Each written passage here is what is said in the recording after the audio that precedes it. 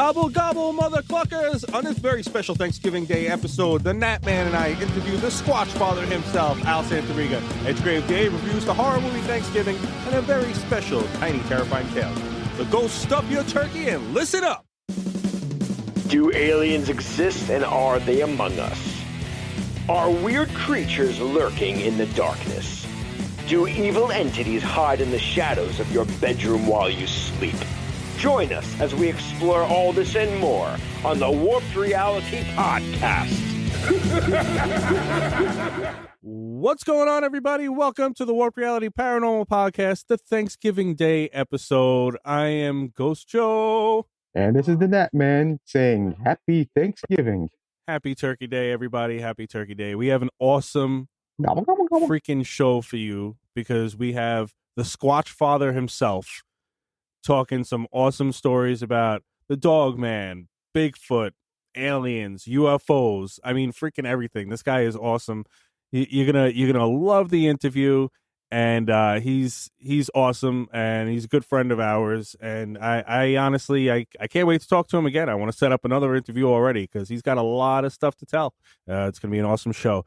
We also have and stay tuned after the interview because Edgegrave Dave is going to doing his horrible review on the horror movie Thanksgiving. So you're not going to want to miss that either. But first, let's talk about this, Nat. So there was this, the Conjuring house that's out in Rhode Island. It's the Burrillville house, right? Better known as the Conjuring house. It's recently been stripped of their business license due to missing paperwork, application renewals, and the erratic behavior of the current owner, real estate developer Jacqueline Nunez. She purchased the property in 2022 for $1.5 million, and she opened it up for tours and overnight paranormal investigations. So the building inspectors had said that due to the lack of fire prevention, and she's not allowed to have people sleeping over there at night either, they couldn't pass the inspection. The owner she's actually been committed to psychiatric care twice. She says off the wall things. She said that she is the person who saved all of humanity, and she had even fired one of her tour guides, stating that a previous owner, mind you, a dead previous owner, had told her that this employee had stolen money from her. So she used that as an excuse to fire this guy. Wait. A dead as in he came back to her as a ghost and told her? Exactly. Nice. And you don't hear stuff like that too often. No. And he stole money.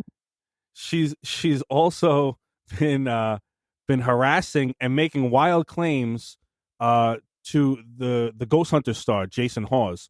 He used to actually work there, I guess, doing tours and doing stuff because he's from Rhode Island. She claims that he's been harassing her and stalking the property.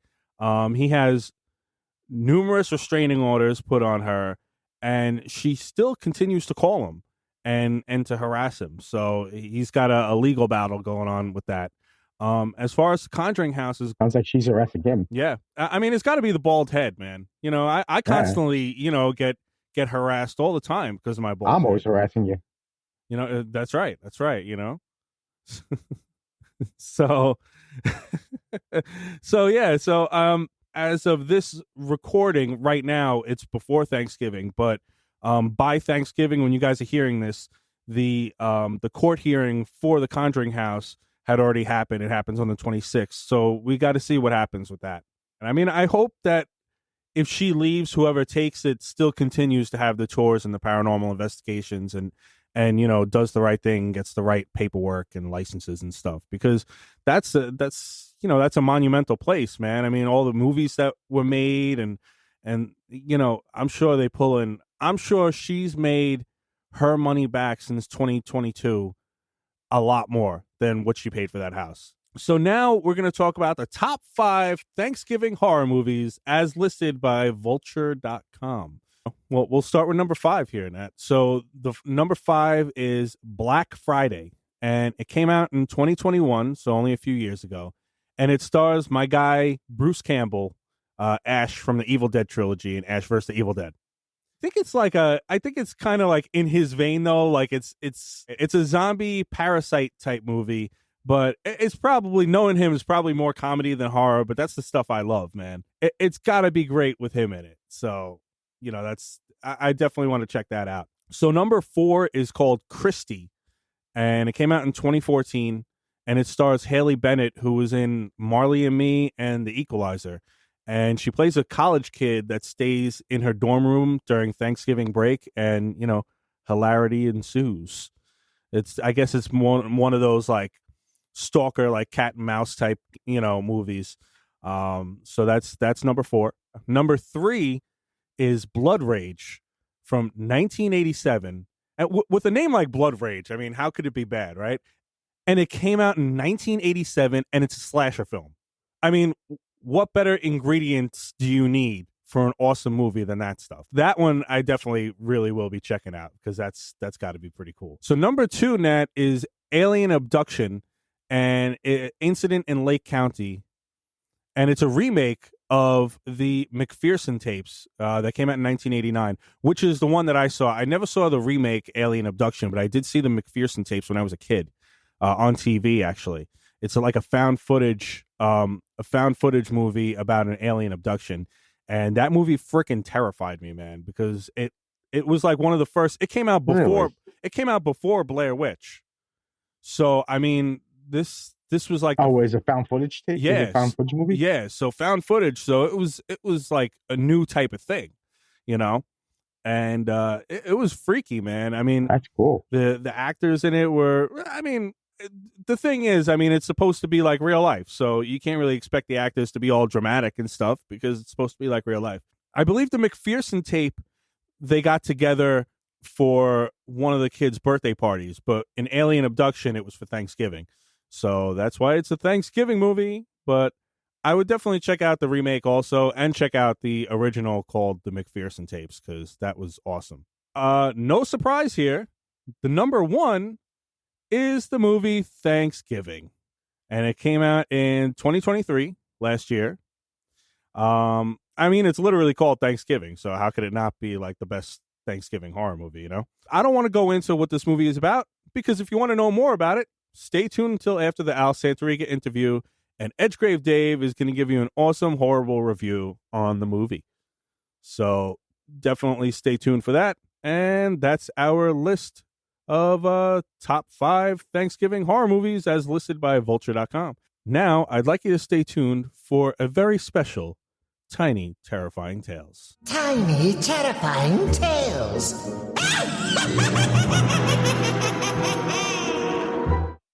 Revenge is delicious. This day of thanks, when families gather, we fill our tanks with foods and matter, telling stories of years gone past. Nights getting late, it's quiet time at last. But if you listen close, you'll hear a horrid sound, a revengeful shriek. Evils abound. Your hands will quiver, knees go wobble wobble, a knife through your back as you hear gobble, gobble. All right, and that was Tiny Terrifying Tales. I hope you guys enjoyed that. A little Thanksgiving horror humor, just the way I like it. Pretty cool. Thank you, sir. Thank you. It gave me goosebumps. Why, thank you. And so now we're gonna we're gonna play the interview that we did last night with Mr. Al Santariga. Again, awesome. Please listen to the whole thing, and please listen after that, because Edgegrave Dave is going to have his horrible review on Thanksgiving, which is another awesome review, and you're going to love it. Please stay tuned, and I hope you enjoy the interview. So with us today is Al Santariga. Al is the co-founder of the Bronxville Paranormal Society, the director of the New York State UFO Project, and the New York State Dogman Project as well. He had been a previous guest on a previous episode of mine, but I feel like we never actually dove deep into his own experiences. I recently caught up with him at the Danbury Public Library in Danbury, Connecticut, while he was giving a lecture about his experiences with UAPs, I guess they call them now, UFO and UAPs for UFO Week. So without further delay, let's welcome our friend Al Santariga. What's up, Al? Hey, hey, Joe. Hey, Dad. How you doing? Thank you for having me, man. It's a pleasure to be here. Yeah, it was fun. It was a fun night at the Western Connecticut UFO Conference. I hope everybody was entertained by the experiences. I think I was talking so fast that night that the stuff I had put aside for an hour only lasted a half hour, and I had to delve into other stuff. You know what I mean? Yeah. But it was a good night. It was a real. I didn't know. I knew I only had like 50 minutes or so because I knew Mark had to go on. But I had a lot of fun, met a lot of nice people, and yeah, it was a lot. It was great seeing you. Yeah, absolutely, man. It was awesome. I mean, it was the first time we met in person too, so that was really cool. And Mark was a great guest too. I enjoyed his presentation also. I wish I could have been there. Yeah, the beginning of it, I'm not gonna. I'm not very smart, so when he's talking all those big words and stuff like that, I'm like, the scientific stuff. I'm like, I don't know what he's talking about. But when he started really getting into it and really explaining how the UAPs, UFOs, move, or how he feels that they do, how they, it was so interesting. I definitely want to try and get him on the show eventually as well. I sent him a message, but we'll see. I'll reach out to him for you as well. Yeah, that'd be awesome. Yeah, no problem. Yeah, I was really interested in hearing his theory on how they got here as well. You know what I mean? Yeah.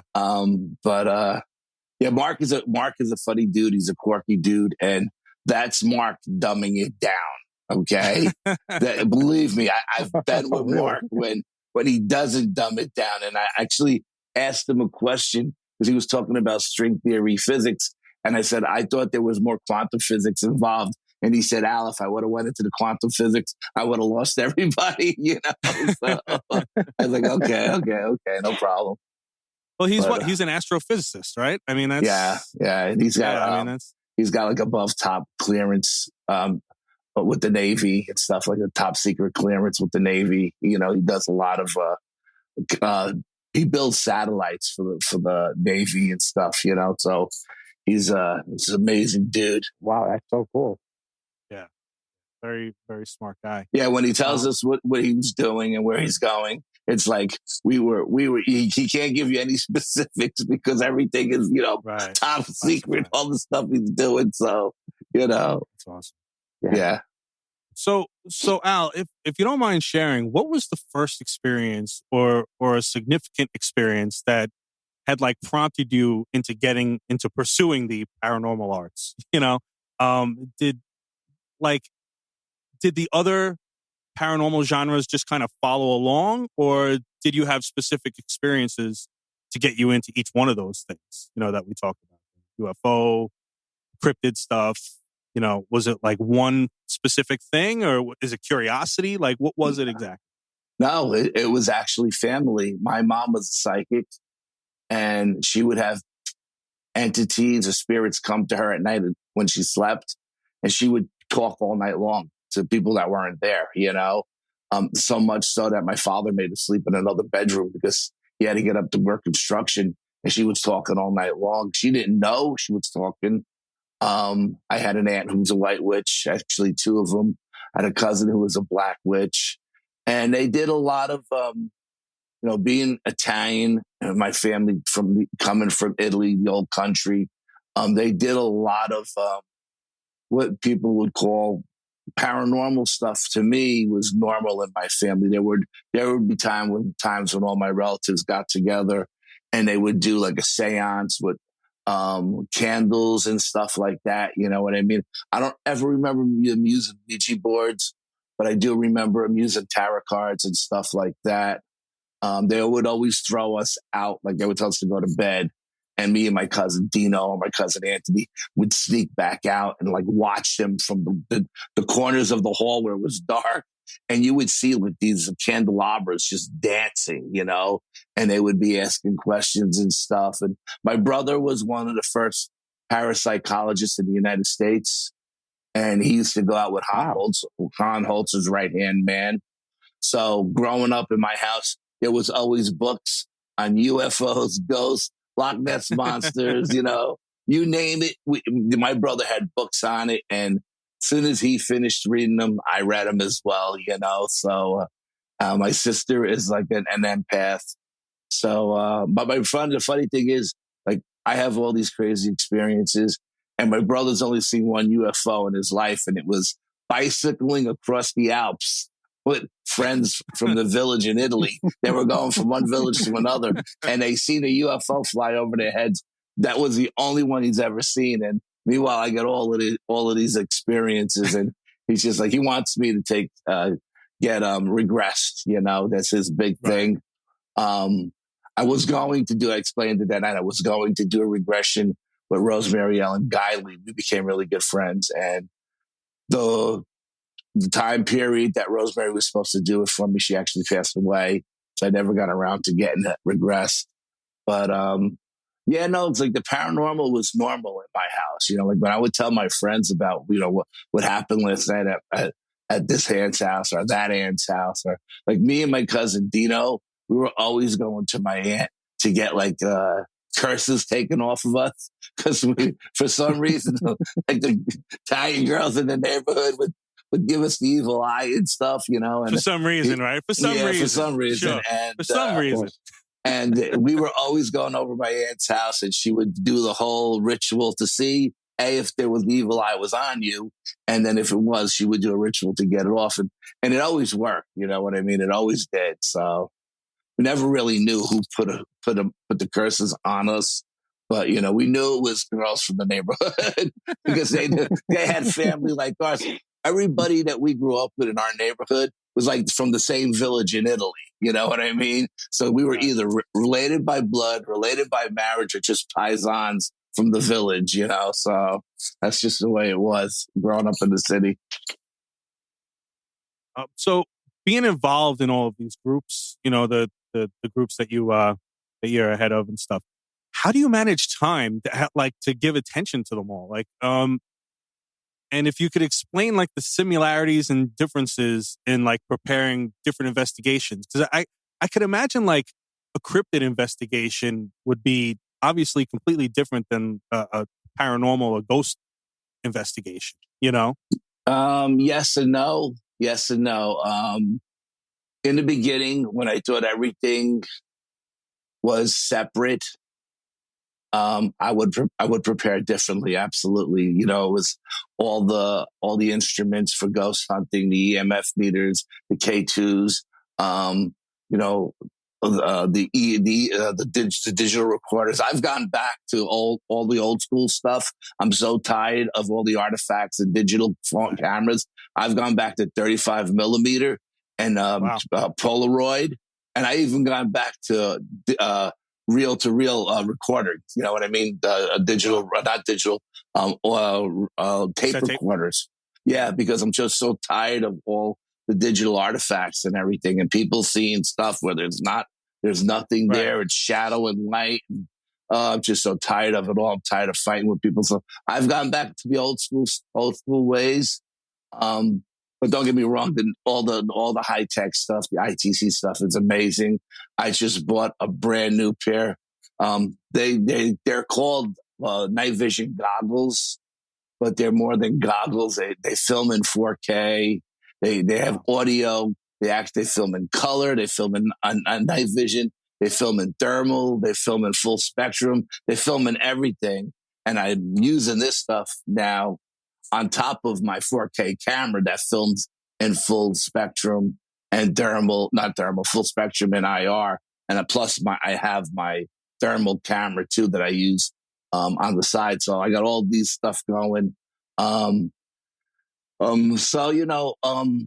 you're using the cameras for both sets. You're using the cameras for the ghosts, and you're using the cameras for the cryptids. Back in the day when we were going ghost hunting, it was more IR for ghost hunting and ITC stuff for that. And then just, you know, when you're out in the woods, a lot of people didn't use a lot of the ghost hunting equipment for cryptid stuff. You know what I mean? They would use like a regular 35 millimeter camera or something like that, not thinking that you could get something in a different spectrum of light, you know. But being coming from a ghost hunter kind of background, I've always used all my stuff in everything because it was the only equipment I had. You know what I mean? So I was going to use it. I mean, now I when I go out squatching, I still use all the same stuff, but I'm more into energy now, and I have 250 different um, pieces of equipment that reads different kinds of energy. You know what I mean? And I'll go out and I'll do a baseline, and then I'll do some stuff to try to jack up the energy, see what happens. If it jacks up, then I'll do another reading to see what else, how the energy has changed. I like to do day and night because the energy changes from day to night. The sun and the moon affect the energies differently, you know. But in this day and age, I mean, I've been doing this for such a long time. And a few years ago, I had an ascension. They called it an ascension. I just called it an out of body experience. But I was told of the secrets of the universe, and it was frequency, vibration, consciousness, and intention. And and then it dawned on me that, you know, we use all of those things in everything we do, whether we're ghost hunting or squatching or trying to do C5s with aliens. You know what I mean? We're using all the same things. Those 4 or 5 different things, and that's what I was told was the secret of the universe. And so I use everything. I use all the same stuff. I like to use. When I'm out squatching, I like to use different colored glow sticks. The squatches like the different colors. You know what I mean? Here's a breaking news. Squatches do see in color, just like you and me. So they see different colors. I've actually tested them to just figure this out if it was actually true. I tested them with different color strings. Okay. I would put a pink string up, and I would come back and there would be something pink next to it. Whether it was a child's toy or a dog squeaky toy, then I would put a yellow string up, and the same thing. Every time I changed the color of the strings, there would be, and I went back, there would be a gift that was the same color. And then what they did is they would tie all the strings into like knots, you know what I mean? And almost like a braid, you know? And it takes thumbs to do that. I know it's not, you know, bears doing that or anything. And that's how I figured out that they all have, that they actually see in color. So, you know, I'm using all the same equipment for everything now, where before it was different. I left a lot of stuff home when I went out in the woods, and vice versa, you know. Now it just seemed like my backpack. I got this giant backpack. It's like 3 feet long. It's got like 60 pounds worth of stuff in it. It's a lot to carry, especially when you're hiking in 4 miles deep into the woods and you're hiking off trail. It's a bit much, but I'm like one of those guys that never wants to miss anything, you know? Right. And so I don't need this. And then I'll say, I better take that just in case, you know? So, but I think in the end, if you think about it, everything we do for ghost hunting, and we do for squatching, we do for CE5s. We're trying to make contact. You know what I mean? We're putting out different kinds of frequencies and vibrations, trying to draw them in. There are certain stones I'll wear when I go out squatching that's supposed to resonate at an alien. Like if we're doing a C5, I got a stone for that that's supposed to resonate at an alien frequency, you know, and stuff like that. So can you explain exactly? I mean, I know what it is. You know, we talked about it, but can you explain exactly what the CE5 initiative is? Yeah, it's called the CE5 Close Encounter of the Fifth Kind, where a group of people, like-minded people, get together and they all think the same thoughts of trying to make contact with alien life forms, whether you call them UFOs, UAPs. I like UFOs. So I'm old and old school, but and then you try to bring them in, you know, and a lot of times you won't know they're there. You'll think that like, we used to do and the Hastings on the Hudson, along the Hudson River. We had a really nice spot up on a high park that overlooked the river. We used to do them there, and people would say, "Oh, nothing came in. We don't see anything." And then we would take photographs, and there they were in our photographs.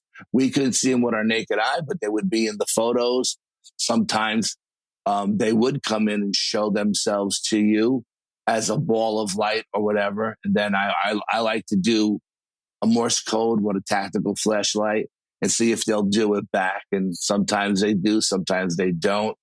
Or I'll take a laser pointer and do a squiggly line, or I'll point from one like mountain top to the other real quick and see if they'll fly from one to the other on command, So, but it's all consciousness, you know what I mean? You're putting these thoughts out there, and everybody's doing it together. It's like almost like a mass prayer.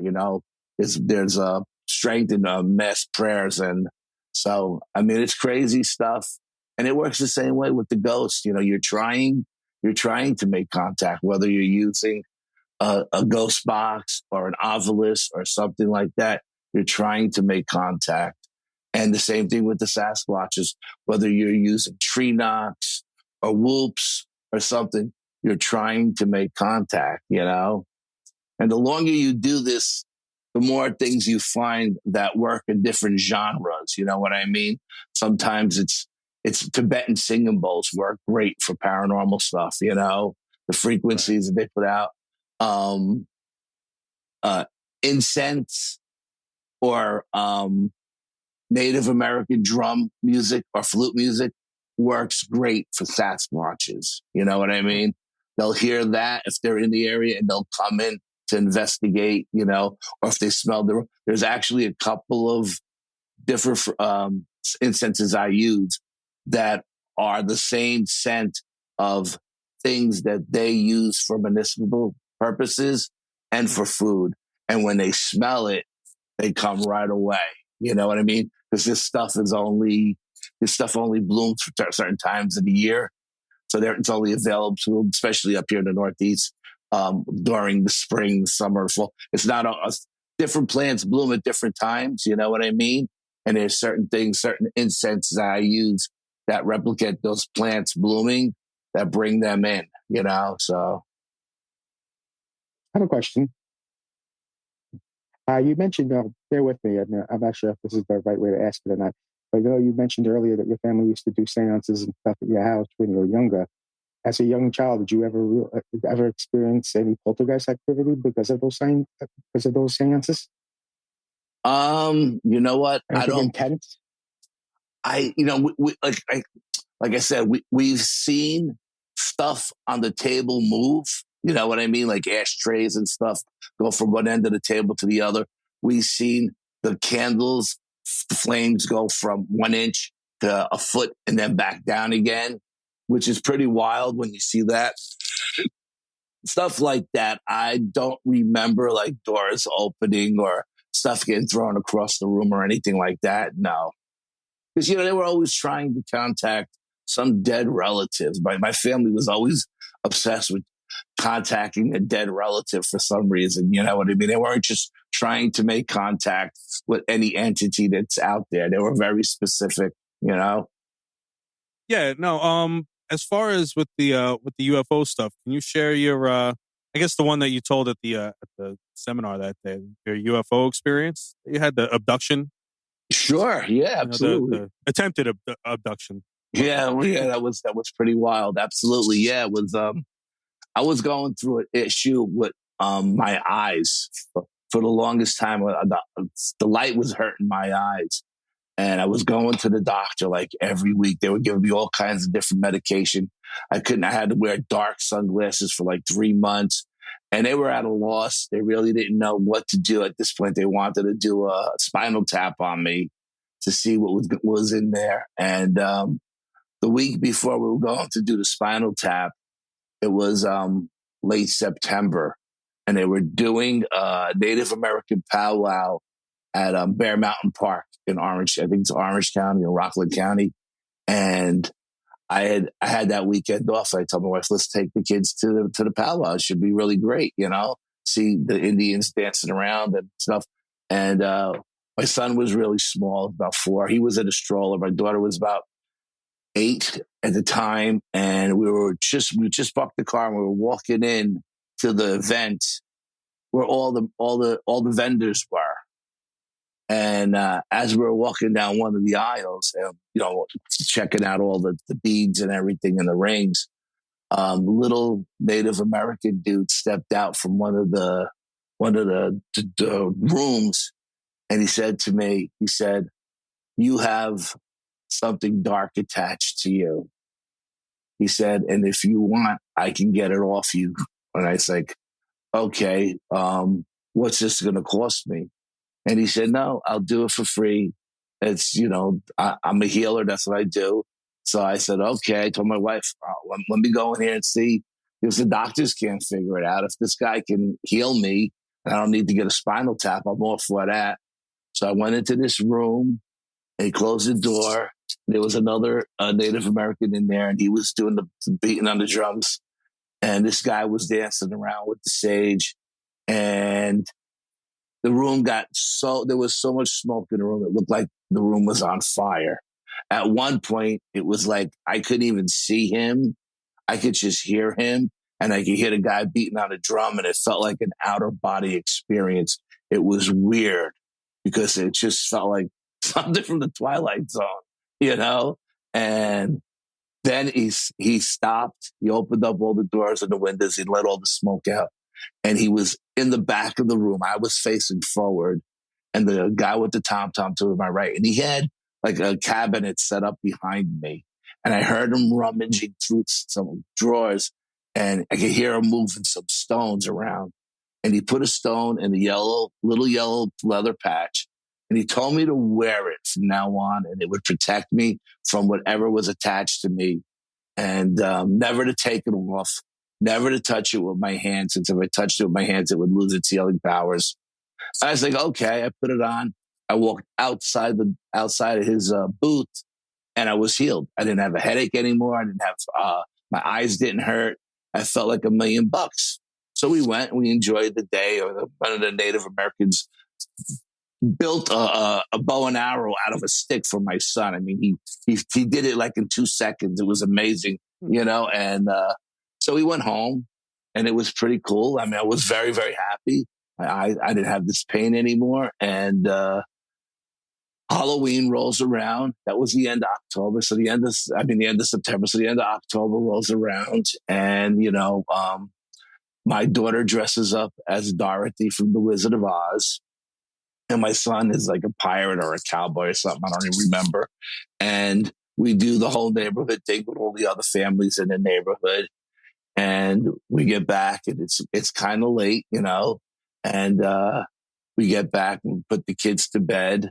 My wife and I go to bed. I got a 125-pound German Shepherd, K9 trained, laying at the foot of my bed, and we're sleeping. Everybody's sleeping. It's a cold night. It was very, very cold that night, and the heat was pumping in the house, so much so that the necklace was making me sweat bullets. So I took the necklace off and I put it on the nightstand next to the bed. And at some point during the course of the night, a bright light came through the room. Came through the windows, even though the curtains and the shades were closed. This light came through the room, and it woke me up. And when it woke me up, I wasn't in my body. I was sitting on the headboard of my bed. My bed's headboard is flat and it has shelving. I was sitting on the headboard of my bed, and it was 2 5-foot gray aliens starting to levitate me. They're levitating me off my bed, and I'm sitting there watching them. Now, I don't even know if they could see me, but I could see them. And I'm wondering, why isn't the dog attacking this thing? I paid a lot of money to get this dog trained. The dog is snoring. My wife is snoring. And they're starting to levitate me, and I'm actually up off the bed, and they're bringing me towards the window. Now, I'm sitting on the headboard that's in front of the windows, and I'm saying to myself, how the hell are they going to get me out the window The windows are closed, you know? And I'm sitting there and I got all these thoughts going through my head. And all of a sudden, my daughter starts screaming in the other room. I mean, she's screaming bloody murder. And I pop back into my body. The aliens are gone. They blink out. The light is gone. The dog is the first one up. He makes a beeline into the kids' room, followed by my wife, followed by me. We get to the kids' room, and my daughter is laying across my son's legs, holding him down. My son is sitting up crying hysterically. He has no idea what's going on. And I say to her, I say, Amanda, what's going on?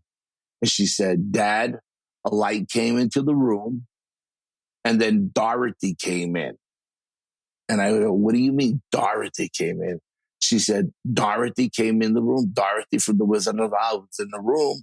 And she told me that they wanted to take Nicholas out to the light, but they would bring him back before the morning. And I said, no, you can't take my brother. And she was having a tug of war with this alien that was showing itself to her as Dorothy, because that's what she was that night. And I guess it didn't want to scare her, showing itself to her the way it was. And my son didn't know any of this. And so I'm trying to figure this out. I'm thinking everything I just experienced was a dream. But now this is kind of validating everything that just happened to me. If they're taking me and they're taking my son, and I had the light come through my window, she had the light come through her windows. And so I said, okay. I went outside. There was no craft hovering over the house or anything like that. We put the kids back to bed. We put the dog in between them, and we went to sleep. And the next morning, you know, the kids were the first ones to get up because they wanted to get to all that Halloween candy. And they ran downstairs, and my wife let me go downstairs with them, you know. And she went down with the dog. She had to let the dog out. And I said to her before she left, I said, did that really happen like that? She doesn't know anything about what I was going through. I'm just asking her about my daughter. And I said, did that really happen last night with Amanda? And then she's like, yeah, Amanda had a bad dream. And I was like, I don't know if it was a dream, babe, you know? And so then I explained to her what happened to me.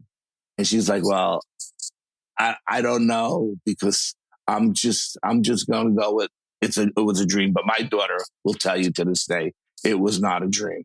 And so then I realized I'm not wearing that necklace. And I'm wondering if it's because they came that night because I took the necklace off. And I'm wondering if I had the necklace on, would they have tried to take me or just my son? So I take the necklace and I open it up and I roll it out on the bed. And I show Joe the rock. And it's this elongated stone that looks like an alien head. It looks like something you'd see out of the skulls in Peru. Okay. It's elongated, but the flat side of the stone has 2 dots for an eye, a dot for a nose, and a dot for a mouth. And it looks like a face. And I just didn't know what the hell kind of stone it was. And so I said, okay. I didn't touch it. I used a napkin and everything to put it back in the bag and everything. And I put the thing back on, and I still have it in that same yellow leather pouch. And the following year, I made a point to going back to the powwow because I wanted to talk to the shaman, because the guy told me he was a shaman. And I said, I wanted to talk to the shaman that healed me. So we get back to the powwow. We park exactly in the same parking lot. We walk the same route because I want to find this guy's booth. And he's nowhere to be found. So I was asking around. I came across the promoter of the event. And I said, where's the shaman that was in this booth over here last year? And this guy said, what the hell are you talking about? I said, I was cleansed last year by a shaman. He was in this booth right here last year. And he cleansed me. And he said, first of all, it says the Native Americans in the Northeast, we don't have shamans in North America. We have medicine men. So if someone told you they were a shaman, they weren't from us. The shamans are only in South America and in the Far East. That's what he said. I was like, okay, well, and he goes, our Native American, our medicine men are in the back of the park in the teepees with the elders. He goes, go talk to them. So I went to the back of the park and I talked to the elders and I told them the whole story and I showed them the stone. And then they went and they talked to the medicine men, and the medicine men came out, and here I am with all these medicine men from all these different tribes. I think there was like 5 or 6 different tribes there at the time. And here I am with all the 5 or 6 different elders from these tribes. And I'm showing them the stone and I go, I think it's a sandstone. I don't know what it is. It looks like a sandstone to me. And they looked at it and they said, nope, not a sandstone. He said, this is a tiger's eye. He said, and we don't use this in our ceremonies up here in North America. Because again, it's something they would use in South America or the Far East. So I don't know who that guy was. I don't know if he was an alien that cleansed me or what, but I still have that stone. And my daughter screaming that night, wrestling, having a tug of war with Dorothy validated what happened to me. It really did. And like I said, if that didn't happen, I would have thought my experience was just a dream. There would have been no way I would have thought it was anything else other than a dream. How old were your kids, like when that situation happened? I think Amanda was 8 and Nick was 4. Yeah, something like that. Yeah. And my daughter was always like, very tough for her age because she was a martial artist and she was very advanced for her age in the martial arts. So she didn't take any shit. So when Dorothy was trying to take her brother, she's like, nope, you're not having my brother. You're not taking my brother, But yeah, she had no fear, and thank God they showed themselves to her as Dorothy and not what they really did look like, because she'd probably never sleep again. Even this stuff now with this UFO that's hovering around the house, I'm sending her videos and she's like, thank God I don't live there anymore. She says, because I would never be able to sleep at night. So let's talk about that, because we talked about it before I pressed record and stuff. Why you've been having these experiences where they kind of follow you, right? I mean, they're always around. Like, why do you think that is? Like, do you think somehow? I mean, because you see that a lot with people who have been abducted and people who have seen, the Men in Black and stuff like that. Like, it seems like these UFOs are always attracted to them. Like, do you think you have something? Do you think they, have something, implanted something or anything like that? Or I think at some point in my life, they did implant me with something, because when I was 10 years old, me and my best friend Richie were sleeping. Rich was sleeping over my house. It was during the summer, and we were up on my father's A-frame roof, and we're listening to like a rock station out of the city. And he's looking east. I'm looking west, and we're just sky watching. I was always fascinated with the sky and the space and everything. And we seen what looked like stars dancing in the sky. So I told Rich, I said, watch this, Rich. I jumped down and went in my father's garage, and he had this big high-powered lamp that he used to use when he went crabbing in Jersey. He would put the lamp in the water and the crabs would just come right up to the light and he'd scoop them into the boat, So I did like a Morse code with it, and they stopped dancing. So then Rich said, let me try. And he did it. And one of them dropped down to just above the air traffic coming out of the city. And then I said, let me try again. And then I tried it again, and it did the same code back that I did. And then we got scared and we ran in the house and slept under the bed the whole night. But after that experience, I was about 10 years old. After that experience, I started sleepwalking. And one night I got out of the bed, and I'm walking past my mother and father watching Johnny Carson after the news. And I'm taking these really big steps. And my father's like, where you going? And I said, I'm going home.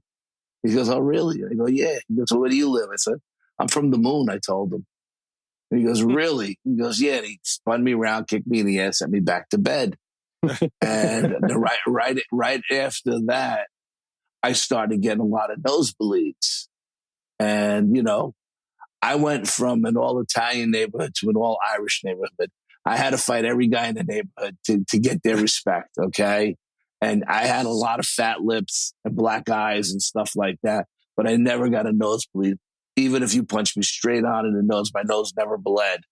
And then all of a sudden, I'm waking up and there's blood all over the wall, there's blood all over the pillow. And I says to my father, I said, Pop, I don't know what's going on. My nose never bleeds, even if I get punched in it. And he goes, oh, it's because you don't stay still at night. You flip and you flop and you hit your head against the wall and you get a nosebleed. And I just took it at face value because I know I'm a flipper and flopper, But It didn't really dawn onto me till years later. And I was like, wait a minute. Now my nose is so bad that I've had it cauterized 6 different times. They tried 6 different styles of cauterization on me, and nothing ever takes. It always falls out. Like a couple of weeks later, the cauterization falls out. Nothing ever takes. So, I think I was chipped when I did the show with, what's his name? Mark D'Antonio and, what's the guy's name? Who was the FBI agent? I forgot his name. Ben Hansen. We did a show for the Travel Channel. And at the end of the show, they took my blood. There was a whole bunch of us that they took blood from that were, all part of the show. And mine was the only one that came back HR negative. And that's supposed to be the alien blood. I don't know how true it is, but that's what they said. They said, your blood is the only one out of all the people in the cast that came back HR negative. I said, well, I don't know what to tell you. I don't know what that means. But I know my last name in Italian means holy line. We've had our family lineage reached back to ancient Rome. My name is an original name of Rome before the Roman Empire was famous. And we've had relatives that were documented officers in the Roman Empire, So, and I know my mother's side, her father and her grandfather were both counts in northern Italy. So I don't know if it has something to do with the bloodline, if it has something to do with the blood type. I don't know. All I know is that I'm very conscious of these things. There was a period in 2012 where I was seeing a different craft every morning on the way to work and every night on the way home. And I thought I was losing my mind. And it was always a different kind of craft. It was never like the same craft. I seen everything you could possibly see. And I called my brother who was living at Michigan at the time. And he was a MUFON field investigator at the time out in Michigan. And I said, Frank, I'm losing my mind. I'm seeing all these kids. He's like, bring a camera, take pictures, do this, do that. And I was like, okay. But every time I would see him in the night sky, I'd pull over. The camera never worked. The camera never worked. And then as soon as I got home, I'd take a picture and the camera would work great. And I've had this happen to me. A thing I call the red craft. It looks almost like I call it like a football, but it's all red. And that happened over. I tried to take a picture of it. I live at the bottom of a cul-de-sac, and our cul-de-sac is a hill. It used to be all apple orchards, and it's got a middle loop and it got a top loop. I went up to the top of the mountain to get a closer picture of the red craft. And I pulled a digital camera out and I went to take a picture, and it said the batteries were dead. Now the batteries were brand new, but I said, okay, I got more batteries. I took the old batteries out. I put new batteries in. I went to take a picture again. And again, it said the batteries were dead. I drive, it's actually a full mile around the loop. I drive down to my house, which is about a mile away. I get in my driveway and I go to take a picture and the camera works great with both sets of batteries. And this happened 3 times. One time I was on the parkway coming home and my car started bucking. And I was like, oh man, I'm going to get stuck on a parkway. But I was right by a parking ride that was closed. They had like a store in there, they sold coffee and breakfasts in the morning because people would park there, And car was puttering, but it had just enough energy to get off the parkway so I wouldn't get hit. And I pulled into the parking ride And I'm thinking, oh man, I got to call my wife to come and get me, and I got to get a tow truck. I got to call the state police to get a tow truck. And I looked up, and there above the store was something that looked like Ezekiel's wheel from the Bible, right? It looks just like Ezekiel's wheel. And I swear to God, I could have hit it with a stone. And it was just sitting there looking at me. And it was funny because it was parked like on a 45-degree angle. And I'm thinking, it's not even straight. It's on an angle. And I'm looking at it, and it's looking at me. And I'm thinking, man, I could hit this thing with a stone. I'm looking for a rock to throw at it, And it bounced up, like just a blink of an eye. It went up like 1,000 feet, and the car started right back up. And then it just, boom, thousandth of a second, it was gone. And I got back in the car, and I drove home, and I never had another issue with the car ever again. Wow. That's you got some stories, man. That stuff is crazy. I mean, it's unbelievable. It really is. I mean, but as I told Nat actually before we even started talking, I said, listen, I said, this guy is one of the most non-BS guys I've ever met in this field. I said, he's a straight up New York City Italian guy like we are. He's a no BS kind of guy, and that's exactly what I told him. And that's kind of like whenever I'm telling my paranormal stories to people that I have, I always give a disclaimer before I said, listen, I'll tell you everything that's happened to me, but just so you know, I'm not telling it for you. I don't care whether you believe me or not. Absolutely. Because I know what I experienced was what I experienced. Yes, I agree. Yeah. Yeah. That's a great way to think. And that's kind of how, I view a lot of people's experiences too, is like, you know what?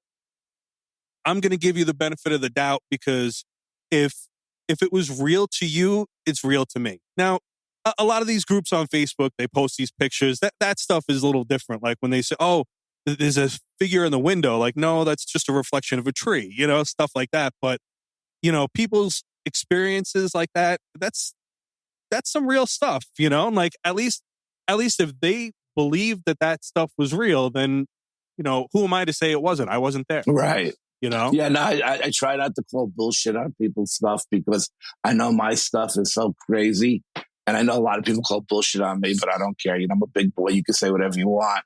So I try not to call bullshit, but there are just some people that are just making it up as they go, and those people are easy. There's so many red flags in their story that you just know that they're full of shit, but yeah. I mean, like I said, I've had so many experiences. I've seen so many different kinds of crafts.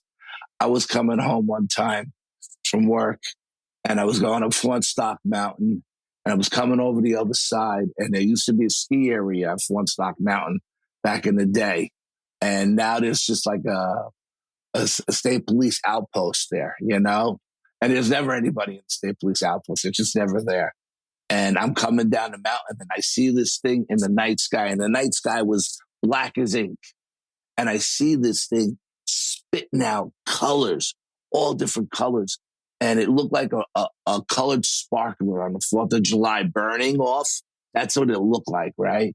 So I pull into the parking lot and of this abandoned ski resort, and I'm looking up at this thing, and the colors, even though the sky was pitch black, even the darkest colors, the purples and the blues and the greens, you could see them vividly. They were the most purest colors I've ever seen in my life. It was just, I couldn't believe how beautiful they were. And then I remember I had the camera in the car. So I pull out the camera, and I go to take a picture, and of course the camera doesn't work. And I'm like, you gotta be kidding me. But when I pulled into the lot, I did do a time check. I do a time check whenever I see these things.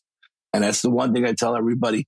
When you see a UFO in the sky, you see something, do a time check. This way you know how long it takes you to get from point A to point B. And if there's time missing, then you probably were abducted. So I'm sitting there looking at this thing in the sky, in a night sky, and it was so beautiful that it was actually, I felt like I was being hypnotized by the colors. And I'm sitting there, and I'm looking, and I'm looking, and I'm looking. And then I hear a little voice in the back of my head say, this parking lot is pretty big. that thing could probably land in this parking lot. And I said, okay, maybe it's time to get in the car and go home now, you know? And that's because when I see something in the night sky, especially now with all the drones and everybody's got a drone, the cops, the military, everybody's got drones. When I see something in the night sky, if I don't hear that voice in the back of my head that says, pay attention to this, it's important, I don't pay any mind to it. I just drive right by it. You know what I mean? Sometimes I'll get a ringing in the ear. So like when I seen that thing outside the house the other night, it was the first time I got a ringing in the ear, but it was a low frequency and it was going through both ears. And that never happened to me before. It was always usually one or the other, but there was a low frequency going through both ears. But so that's, if I get a vibe, I like to call it a vibe. Something will tell me, look up, pay attention to this. It's important. And, I've had a lot of sightings of a lot of different kinds of crafts in the skies. And, I was telling that story that one night I was coming up through Frontstock and I seen this thing that almost looked like an egg beater in the sky. And it had a light, like a searchlight. It was looking for something. And it was moving real slow. And it was a weird looking thing. It kind of, the bottom looked like an egg beater, but the top looked like a top, like a kid's toys top, you know? It was very weird looking. Right. And there was a light coming out of it. And it looked like it was searching for something. And that was like the only time I ever seen a UFO where I got a bad vibe. And the little voice in the back of my head said, stop. Don't go through this park tonight. Don't go up this mountain. Go around. And even though it was going to take me an extra half hour to go around, I went around because I felt like if I was going to go up that mountain that night, I probably would have got abducted or who knows what, because it was giving off a bad vibe to me, you know? So I just said, okay, I'm going to get off the parkway and take the long way around and, get back on the parkway, past Frontstock. When I got back on, I was past Frontstock. I was closer to Fishkill, so. But that was the only time I got a bad vibe when I seen something in the sky like that. And the only other time I got a bad vibe was I was telling you, I was coming home and it was a V in the sky. It wasn't a triangle. It was a V and it had 3 lights on it, but it had a light in the center of the V. But it wasn't a solid, like a triangle. The V was like the light was closer to the front and the light was coming down and it was pouring rain and it was lit. I mean, there was no way you couldn't see this. This thing was the size of a football field and had this light coming down out of it. And they were just building a strip mall off of Route 82 at the time. There were none of the stores were open, but the power was set up. And I thought the thing was sucking the power out of the junction boxes, And I seen it and I said, I wasn't going to stop because it was raining. But then I got to the next exit and I said, you know what? I got to go back. So I turned around and I went back. And when I got there, I was driving the Subaru at the time, Forester. And when I got there was fog on the ground, like 4 feet of fog, as high as my car. And my car was white. So the fog was the same color as my car. I could even see the hood of my car. And I was going to get out and go see what this light was doing because the craft was still there and it still had this beam coming down. And when I opened the door to get out, the little voice in my head said, don't do it. You don't know what's in this fog. And you don't want to know. You should get in the car. And I was like, I actually opened the door and I got out and I was standing behind the car door for safety, debating with myself. Normally, if my gut tells me not to do it, I don't do it. But every now and then I will roll the dice. But that night I said, no, I'm not going to roll the dice. I can't see what's in this fog. There could be aliens on the ground for all I know, So I left. I got home. I called my brother. I told him about it. He said, go back Sunday with a camera, take photographs. So it had rained that whole day, that whole night, and the following day. So everything was saturated. And when I went back, but when they built the strip mall, they built the parking lot on an angle so the water would run into a giant catch basin, right? So that the parking lot wouldn't flood for the people who were shopping there. And so I get there and I go over to the junction box that I thought it was siphoning the energy out of. But the junction box, there was nothing wrong with it. And there was a creek in front of the strip mall, and the creek was running so fast it was like a white water rapid, okay, from all the rain. But the catch basin was dry. So I took pictures of the catch basin, and that catch basin was so dry that the dirt was cracking and the grass around it was all yellow burnt. And I sent it to my brother out in Michigan. I said, I guess it was siphoning up the water. Maybe that light was so hot when it was siphoning up the water that fog wasn't really fog. It was steam or something. You know what I mean? Yeah, I don't know. Yeah. I mean, but it was crazy. Yeah. So what do you got coming up like in the near future for any of your endeavors? What do you got coming up?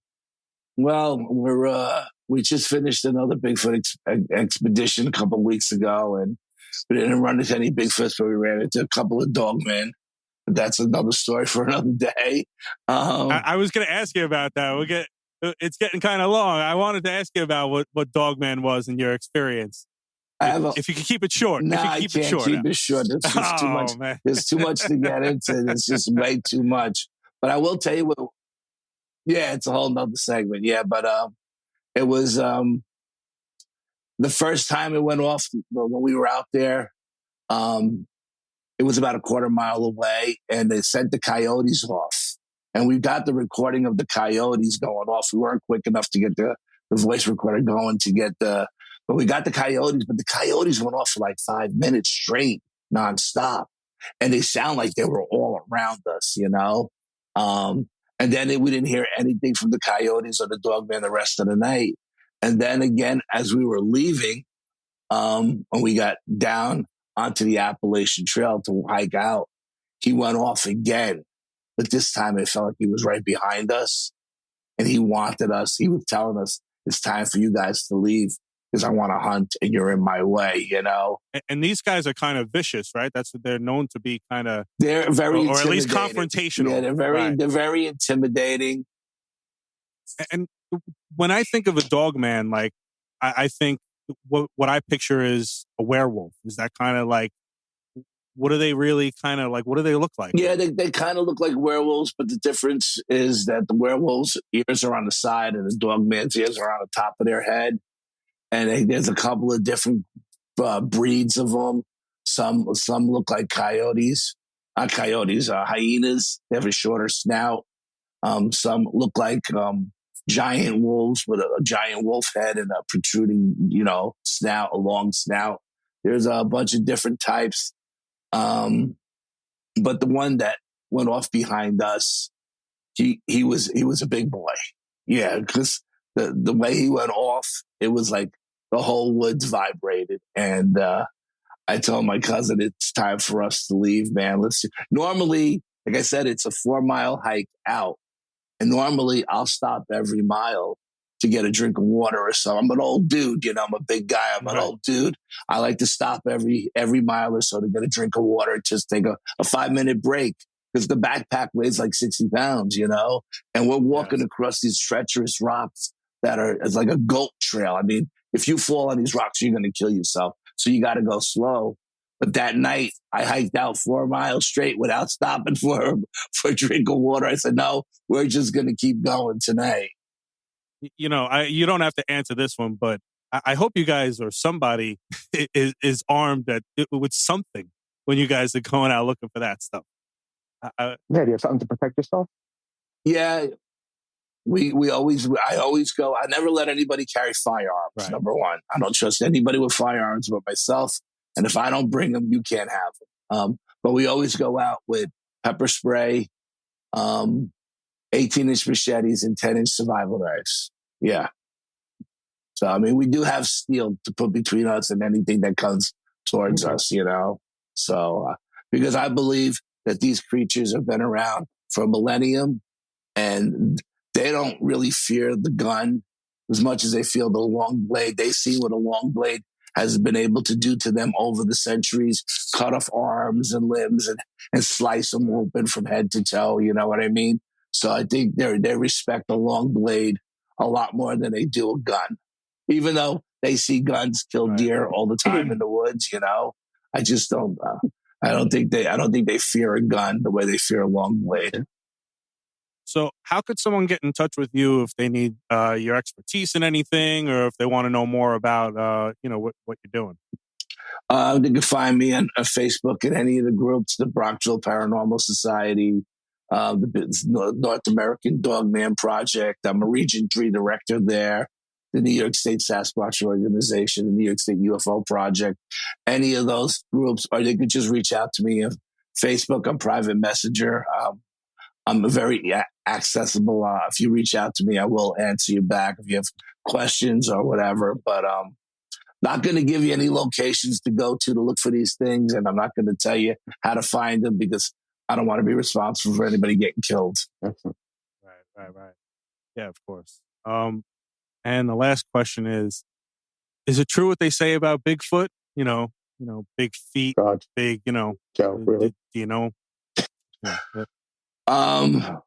Well, I tell people all the time, when you see one of these things in front of you for the first time, your brain cannot comprehend what your eyes are seeing. Your brain wants to shut down because they're so massive, Joe. I mean, they go from anywhere from 7 to 10 feet tall. How close have you gotten to one of them? I've had one belly crawl up to me to about 7 feet away. Wow. That's too close, man. Yeah, too close. It's too close. I've seen them face to face as a kid. I've seen one down in Florida face to face that was only maybe 20 feet away from me. But like when you see these things, your brain shuts down because monsters aren't supposed to exist. But here's this thing that's 7 to 10 feet tall, shoulders 4 to 5 feet wide, anywhere from 1,000 to 1,500 pounds. And it's just standing there looking at you, you know? I mean, monsters do exist. You know, the good thing with the Sasquatches is most of the times when you run across one of them and it sees you, it will just turn and walk away, you know? The dogman will you'll have a Mexican standoff with the dogman. He may even bluff charge you. But if they do bluff charge you, don't shoot them unless they're actually almost on you, because most of the times they'll stop because they just want to scare you off. And most people will just turn and run anyway, you know, which is something I never say to do because it'll get their prey drive going. I always say back off slowly.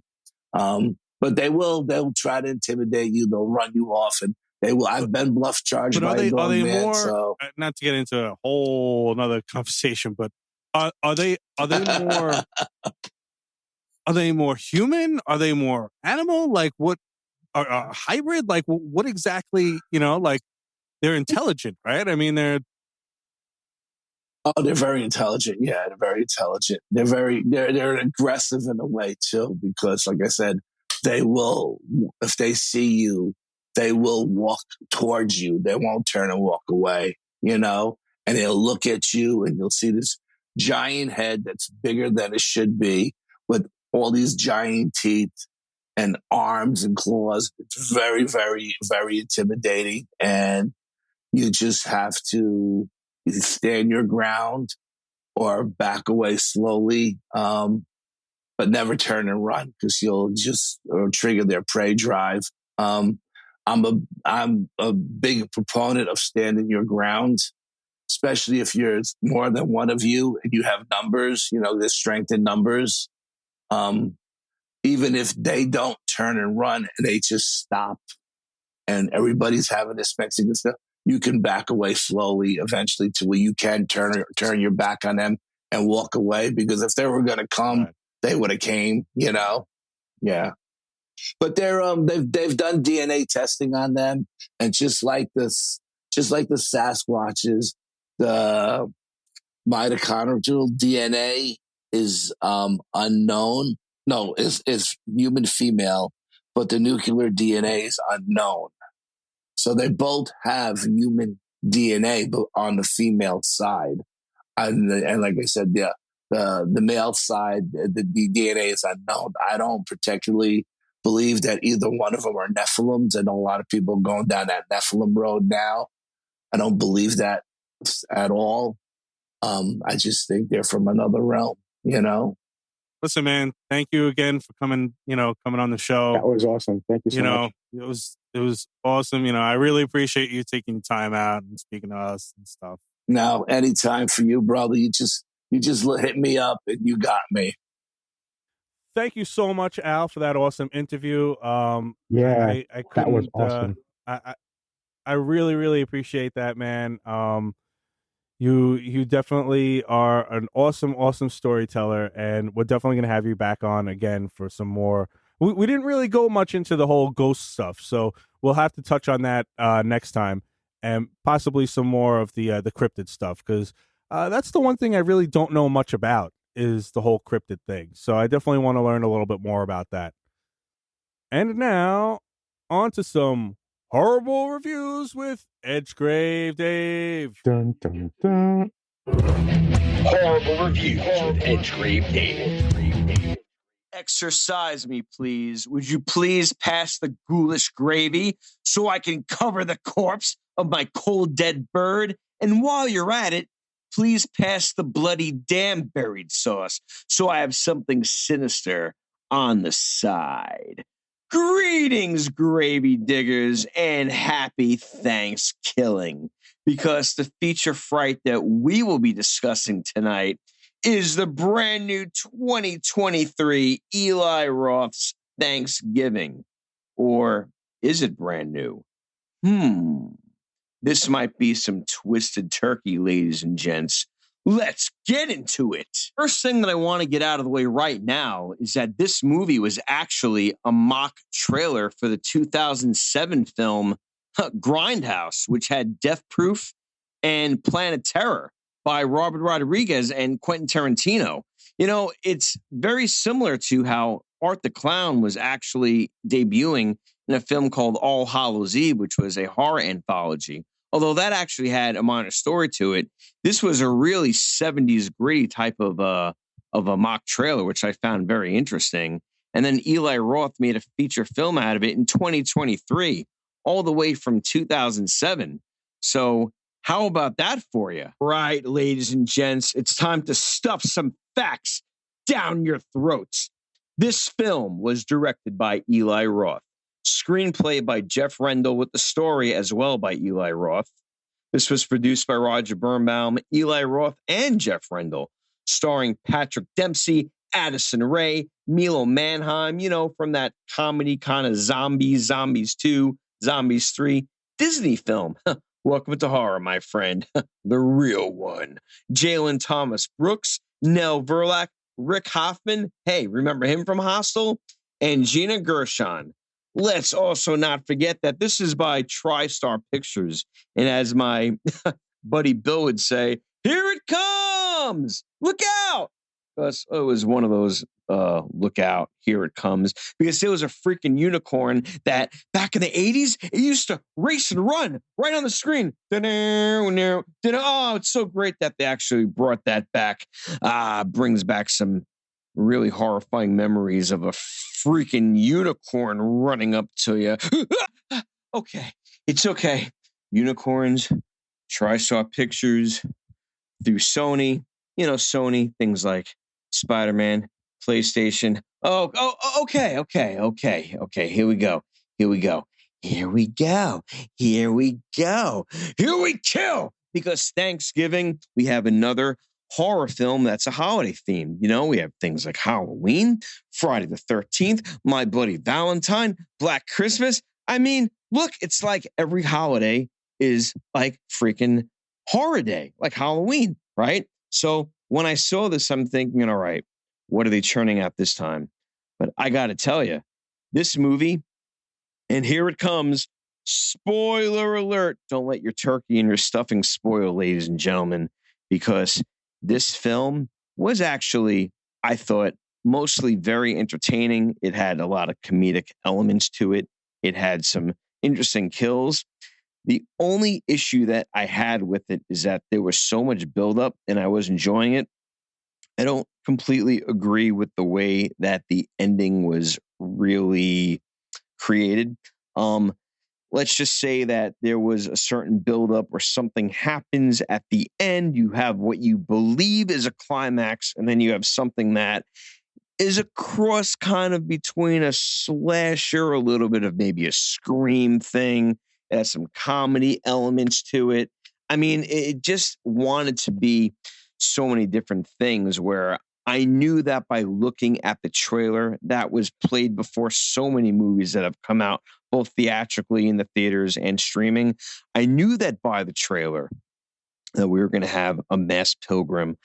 I wasn't really sure what was going on, but this is one of those cases. And, you know, I try not to look at other people's reviews before I review something myself.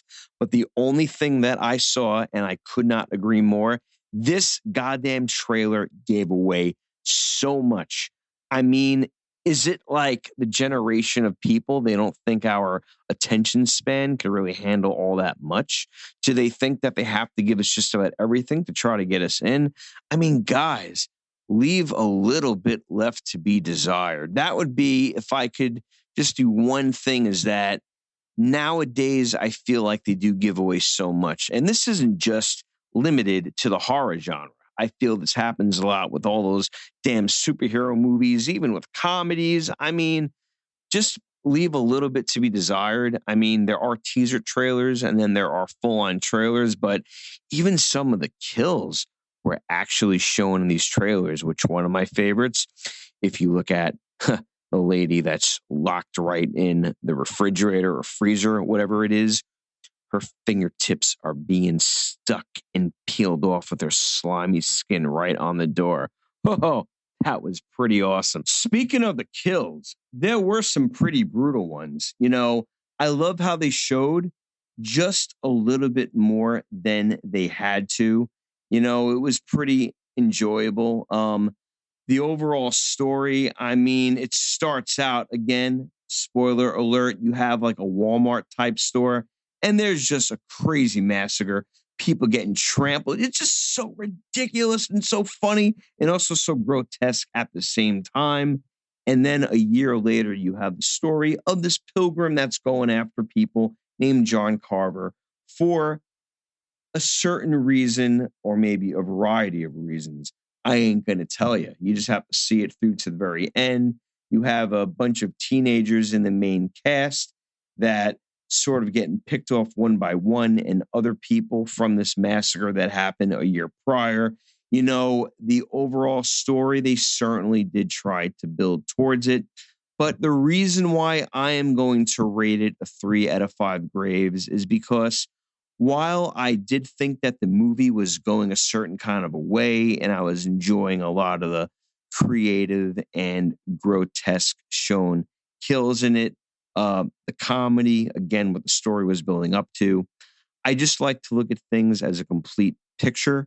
And I felt that the sort of confusing, contorted, and twisted ending at the very end left just a little bit to be desired and ended a little abruptly.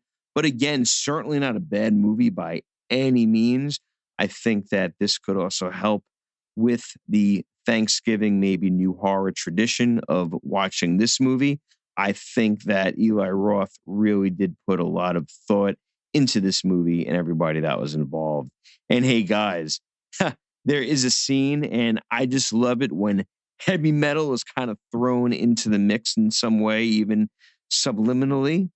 And there was a conversation about Black Sabbath where this kid didn't know who Ozzy, Black Sabbath, or Ronnie James Dio were. You're just going to have to see that part for yourself. But anybody that did see it, you know what I'm talking about. That whole conversation and part was just pure gold.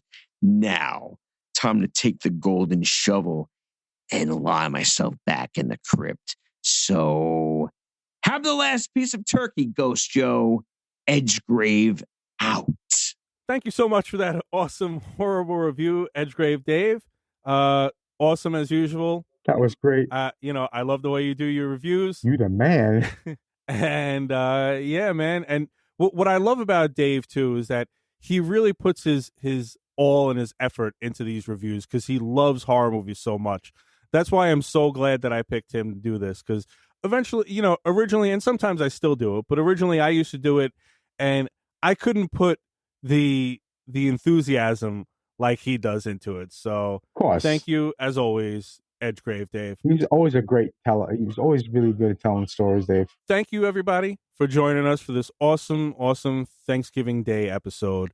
And I hope you listened to it while you were cooking your turkey and or finishing your dessert, whatever, or cleaning up or whatever you like to do. This will be good for a family. That's story. Right. That's right. I mean, this, we didn't say any bad words. Listen to right? it with the whole family around. I don't think we said any bad words.